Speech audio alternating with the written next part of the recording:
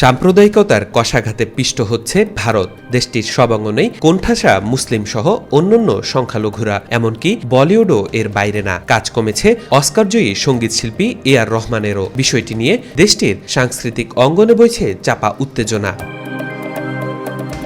ভারতের বর্তমান রাজনৈতিক পরিস্থিতি ও ধর্মীয় মেরুকরণকেই দোষারোপ করছেন এ.আর রহমান। তার আক্ষেপ, গত ৮ বছরে দেশটিতে ক্ষমতার পরিবর্তন ও বিভাজনের রাজনীতির কবলেই এই পরিস্থিতি। এ.আর রহমানের এই মন্তব্যকে কেন্দ্র করে ভারতের রাজনৈতিক মহলে শুরু হয়েছে তীব্র বিতর্ক।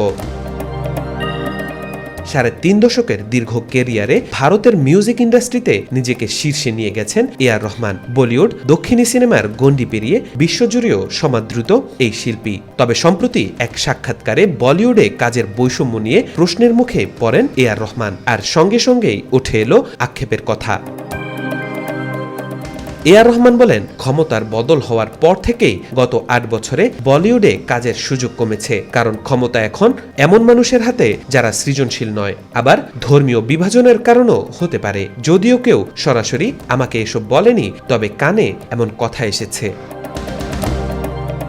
যদিও এ.আর রহমানের এই মন্তব্যের পরই রাজনৈতিক মহলে শুরু হয় তীব্র প্রতিক্রিয়া। বিরোধী শিবিরের নিশানায় উঠে আসে বিজেপি। তবে রহমানের এমন মন্তব্য মানতে নারাজ শাসক দলের নেতারা। তাদের কথা রহমানের কথার সঙ্গে আমরা একমত নই। সালমান, শাহরুখদের মতো বহু শিল্পী রয়েছেন যাদের শুধু মহারাষ্ট্র নয়, সারা ভারতের মানুষ ভালোবাসেন। তাওফিকুল ইসলাম, আজকাল।